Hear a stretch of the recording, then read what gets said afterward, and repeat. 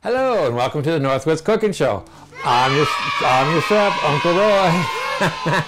I thought I'd whip out one of my old uniforms from way back when. Not way back, but a couple years, whatever. Anyway, today we're going to have some fun time too. We're going to be making a pesto sauce. Now, there's different ways of making it. A lot of people do this and that, blah, blah, blah. This is just another way. There's many ways of making it. And who's say who's right? It all depends on your personal preference and taste. That's what's going to determine what kind of pesto sauce you want. You can make pesto sauce not just with basil. You could make a mint pesto sauce. You could make cinnamon basil pesto sauce. You could make this, and that. It all depends, you know, different flavors, different substitutions, whatever you want to make your own pesto sauce that you like. Traditionally, it's made with regular basil. Of course, my stores around here didn't have regular basil, and I don't have a garden at my new location here, my new house that I moved to. But I did manage to go to the Asian market. We got one short distance away, and I got the Thai basil. So this is going to be a Asian version of pesto sauce with Thai basil rather than regular basil. It's very similar, but this has a different taste and odor to it, so it's going to be a little bit more pungent. It tastes wonderful, don't get me wrong, but it's just a different flavor. There's lemon basil, there's cinnamon basil, there's chocolate basil. There's just many different kinds of basil you can use. And you don't have to use basil. You can use mint. You can use whatever type of herb you really want to, rosemary, anything, whatever preference you are looking for. So, all that being said and done, it calls for a 1/4 cup of pine nuts. Now, I'm going to take and toast these on the oven, on the stovetop. You can put them in the oven if you want, but it's so much easier and quicker to do it on the stove. Thing is, you don't want to burn them, so you want to keep a close eye on these. Then, as that's heating up, we're going to be putting those in too. So, you want to have 2 cups of fresh basil or whatever herb you want. And just distribute this kind of evenly in your food processor. Oh, this is going to be really good. If you like pesto. I'm one that I can take it or leave it. It's no big deal to me. But some people, you know, especially vegetarians, well, not even them, but anybody. I mean, there are people out there that just love this stuff to death.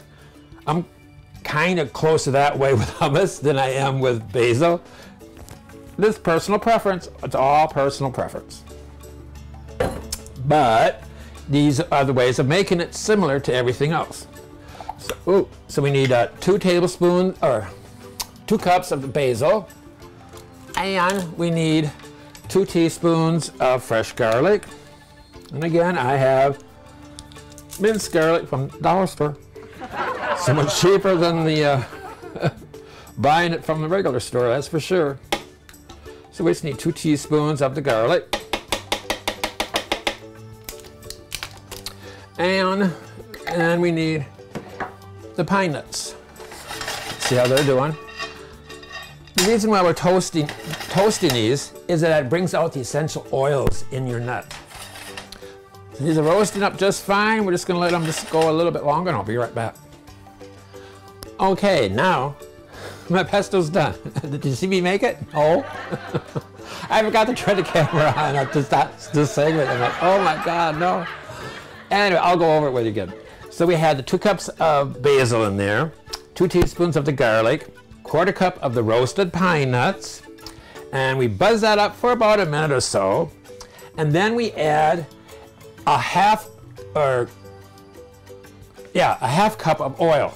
And I used 1/4 cup of extra virgin olive oil and a 1/4 cup of vegetable oil. Mix those 2, I just poured them in here, both in there.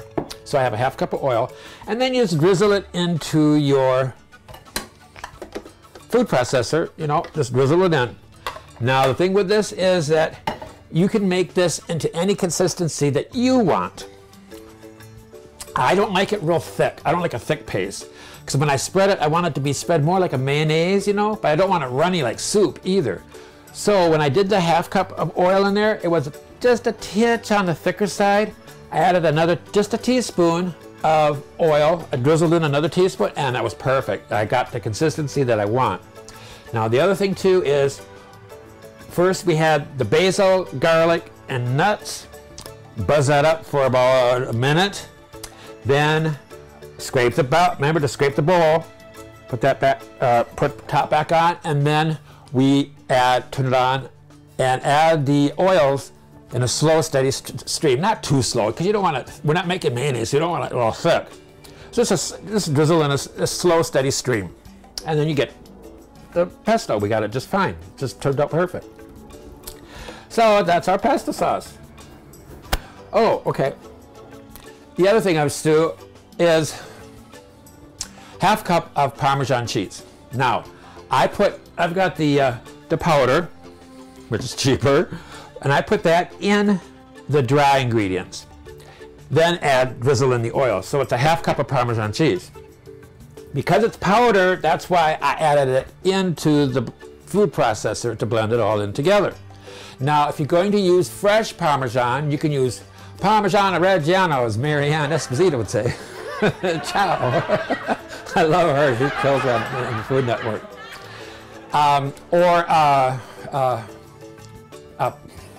Pepperoncino.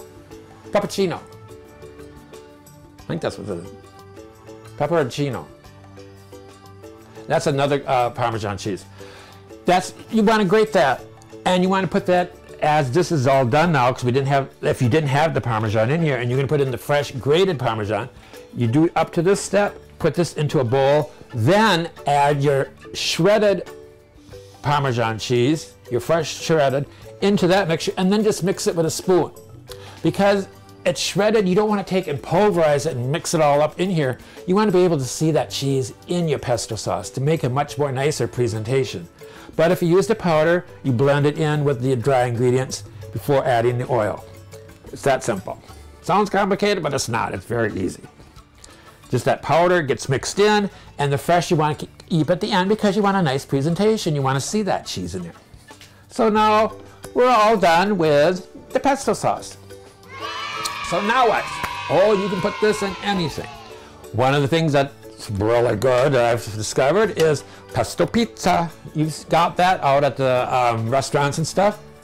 Just take your pizza crust that you have, spread it with your pesto. You can put it in thick, heavy, thin, or, personal preference again. But spread a layer of the pesto on there instead of tomato sauce. Then you can take and put a thin layer of mozzarella cheese on top of that.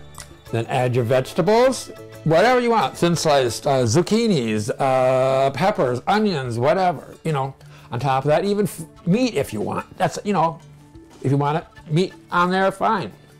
And then cheese on top of all that, and then bake that in the oven. That's really good. Now the margarita pizza is the pesto on the pizza crust, mozzarella, and then you got fresh tomato, thin slices of tomato all over that. Or excuse me, I gotta get back here.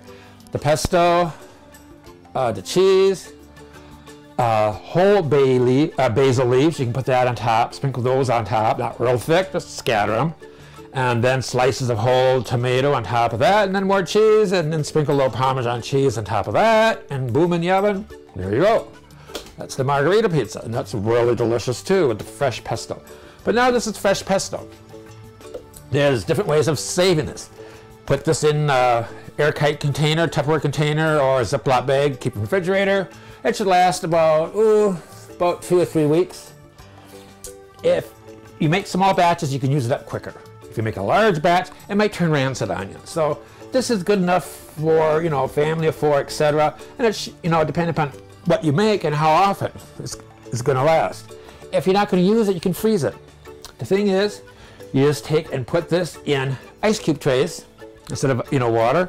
Just fill the pesto into the little squares on your ice cube trays, smooth that out, and just put a little bit of oil then on top of that, and then stick it in the freezer, boom, wait till they're frozen, and then pop the cubes out into Ziploc bags and keep those in the freezer. And then you can just pop them out and throw them in your frying pan or soups or whatever that you're going to use them for flavoring. Then you got it to last a long time. But remember, this is going to not last too long, so I would go no more than 3 weeks, maybe a month, but I'd be safer at about 2 to 3 weeks, because it's going to start turning rancid on you because you got the fresh cheese in there. But anyway, that's it for pesto. So now what? What are we going to make? Oh, I don't know. We'll do something. What I'm going to make is fettuccine and pesto sauce.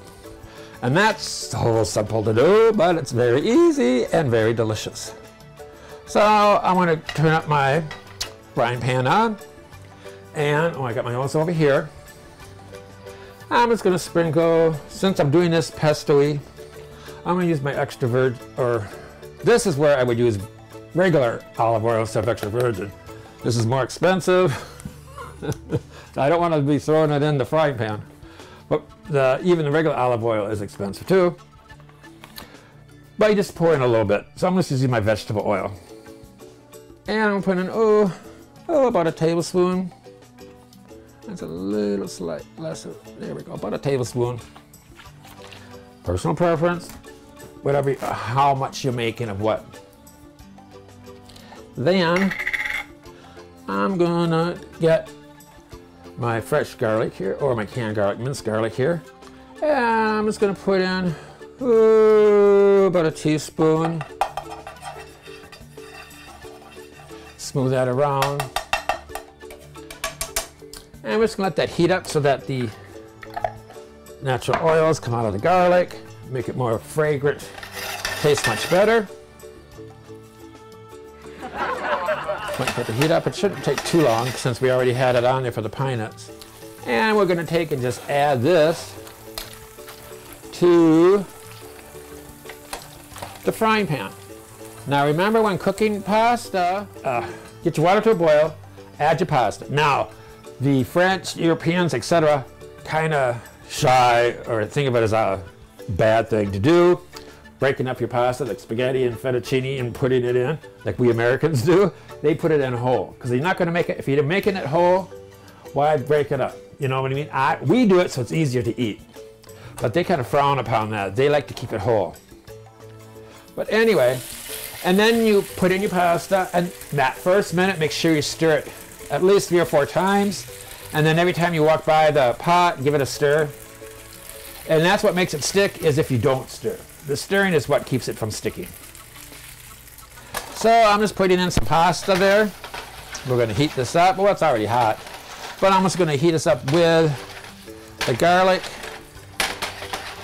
and oils so that we can start coating this. And I'm going to put in some of my pesto sauce. Now, like I said before, it's all a personal preference, how much you want to put in, whatever.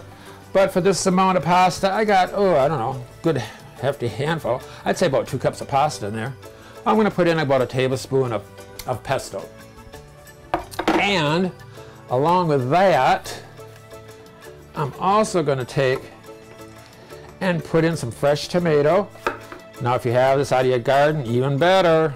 You know how that goes. And I'm gonna, you can cut this into wedgies, whatever you want to. I don't like to cut it into wedgies unless I'm having a salad, because it's too big and too much tomato for me to eat, to bite into. I don't like a whole big chunk of tomato like that. So I'm gonna cut this into just larger segments, into larger dices. So I got like a 1/4 half-inch dice.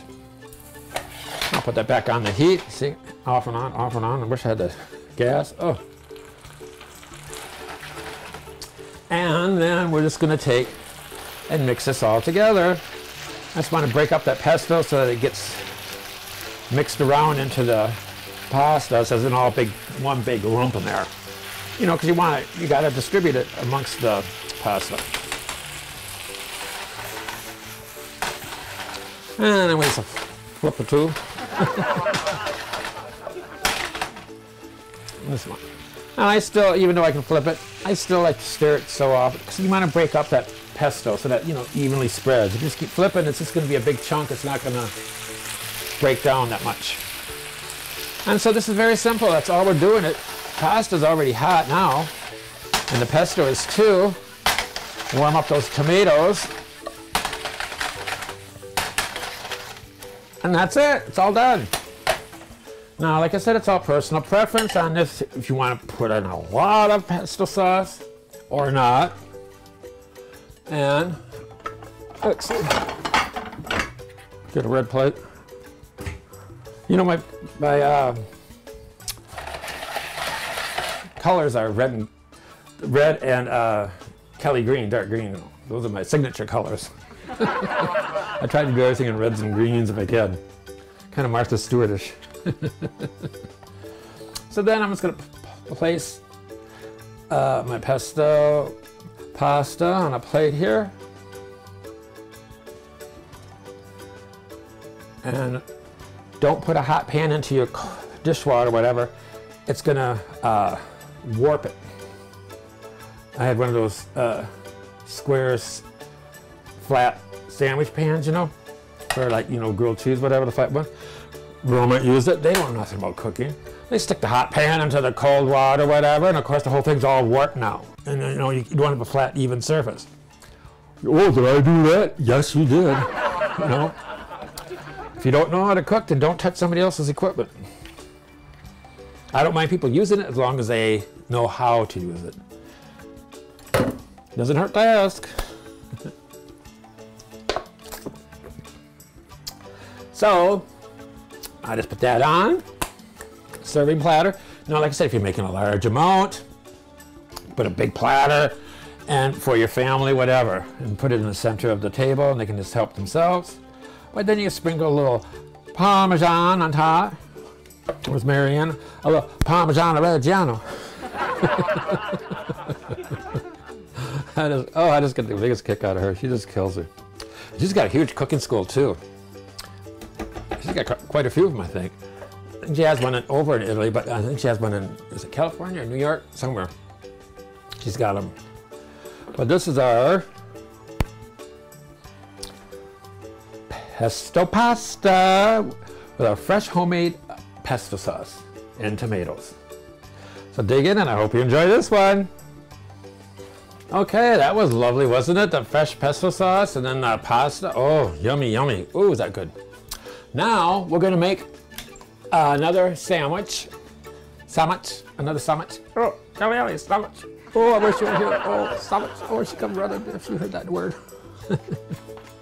Anyway, we're just going to put in. Oh, we're going to be making a lobster roll. Mmm. Yeah, I wish. No, we are, but I don't have real lobster. I have the lobster, the imitation lobster. I can't afford the regular lobster, not now anyway. But anyway, I'm going to put in about a tablespoon or slightly over a teaspoon of oil into my pan. Heat that up. And I'm going to add I got about 4 thinly sliced onions here. And then I got a bunch of scallions. Just one bunch. Put that in all together. And we're going to take and just heat these up. Oh, I'm just going to put a little bit of kosher salt in there. See, now I'm cooking, so I'm going to put, you can do the sea salt too. But I just have the kosher salt, it's a little handier. And a little pepper.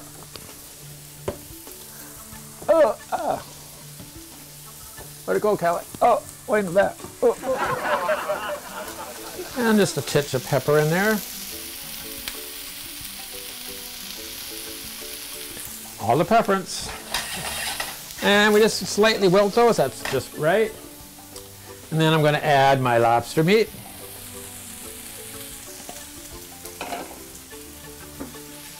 And I just want to break those up a little bit. I'm going to take and make some chiffonade.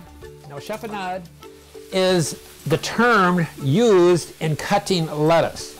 So you just want to grab your couple of leaves of romaine and roll this up like a cigar, really tight. And then I'm kind of fold that in half too.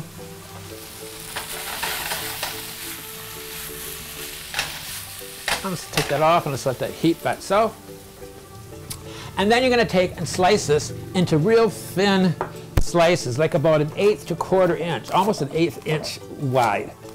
And this is called chiffonade. And it's just very thin sliced romaine. And this is going to be for the roll. Now there's two ways of making this, like I said. You can have this hot or you can have it cold. Cold is fine too. It'd be, you know, like a cold tuna salad type of texture. See, now this is your chiffonade. It's just all thinly sliced lettuce, romaine. You know what I mean. I'm not a politically correct. It's lettuce, but it is romaine. It's more sturdier than regular lettuce. Now, for the roll, one way is I'm going to take just out of the pan, need my spoon,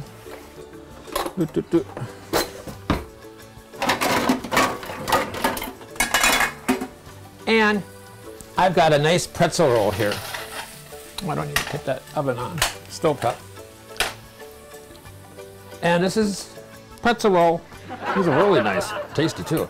And just split down the middle, but not all the way. Just split it partially so you can have an opening there. And then we'll just take and stuff the roll with our lobster and onion mixture. And that's all there is to it. And stuff in as much as you can get in there, of course.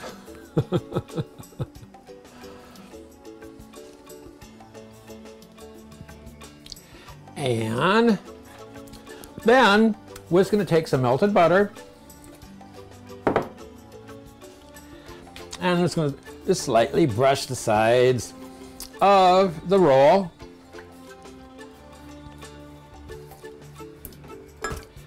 Oh, spirits. I know this house is haunted. I know it is.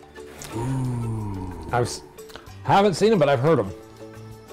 One time I was going past his office. He wasn't even home. Nobody was home. And I'm ready racing off to work, and I'm coming around the corner here, and I hear, "Good morning, Roy." And I'm like, "Oh, okay, hi." And I'm stopping, and I was like, "Wait, there's nobody home." Nobody's home. Oh my God, it was a deep voice too. I didn't recognize it. I thought at first it was my landlord. I was like, "No, that's too deep a voice." It scared the hell out of me. But, you know, ooh, at least a friendly ghost. Casper ghost.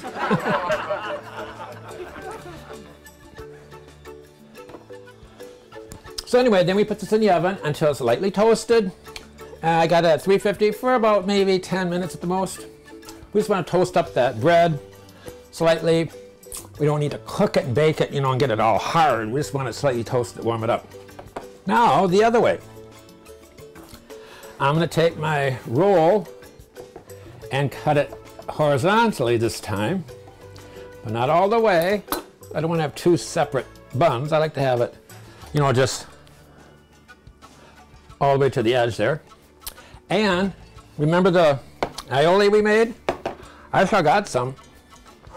I'm taping this show right after the other show, so it's still fresh. And I'm going to take and just lather it in, laze it in, however you pronounce it. You know what I mean. Spread it on thick. See, layman's terms for my cooking. And on both sides here. So this has that aioli, is that lemony flavored mayonnaise that we made from scratch. Oh, is this ever good. Nice. And then we'll take and put a little chiffonade down the center here and up on the sides a little bit. Now this is where you can make your lobster cold or warm. This is still warm. But now I'm not going to put this in the oven because I'm just going to keep this in the bun here at this temperature. So you can just load this up. You better believe we'll load it up, get all the meat. This is real lobster. I'd put even more meat in there. Oh, yummy. But you get the idea. I'll turn these over a little bit so you can see the redness, the fake redness of the lobster. But then that's our lobster roll without having to heat it up. It's still hot, warm, whatever, but it's not, you know, hot, hot. So let's just put this on a plate. My wonderful, expensive china. And I'll put that one there, and the other one should be done too in the oven.